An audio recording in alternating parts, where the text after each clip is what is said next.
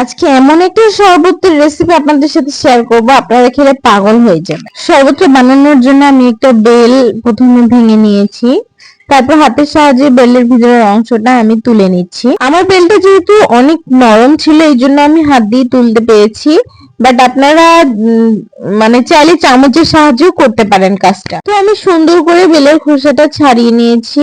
এখন এই বেলের ভিতরের অংশটাকে পানির সাথে মিক্সড করতে হবে। সামান্য পরিমাণ পানি এড করে আমি এটাকে মিক্সড করে নিয়েছি। মিক্সড করা হয়ে গেলে এরকম হবে। এখন আমি এটার মধ্যে সামান্য কিছু গুড় এড করব। চিনিটা আমি ইউজ করছি না, চিনিটা আমার কাছে স্বাস্থ্যসম্মত মনে হয় না, তাই আমি এখানে গুড় ইউজ করছি।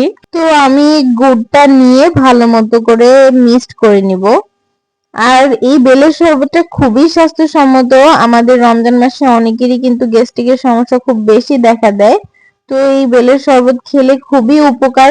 এটা তো আর বলতে হয় না, প্রায় কম বেশি সবাই জানে বেল স্বাস্থ্যের জন্য কতটা বেশি উপকারী।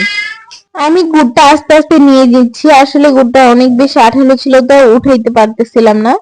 তো এই যে পুরো গুড়টা নেওয়ার পর আমি মিক্সড করে নিয়েছি, এখন এরকম হবে। এই পর্যায়ে আমি এটাকে ফ্রিজে রেখে দেবো। আমি ইফতারের প্রায় 2-3 ঘন্টা আগে এটা করেছি, এখন আমি ফ্রিজে রেখে দেবো। মানে ফ্রিজে রাখলে হয় কি ঠান্ডা হবে, ইফতারের সময় খেতে ভালো লাগবে। যেহেতু বর্তমানে অনেক গরম, ঠান্ডা ঠান্ডা শরবত খেতে খুবই ভালো লাগে। এই যে এখন আমি ইফতারের পর বের করে নেব শরবতটা। আর দেখেন শরবতটা কি সুন্দর হয়েছে, আর খেতে যে কি পরিমাণ মজা ছিল, তো অবশ্যই আপনারা একবার হলেও ট্রাই করবেন।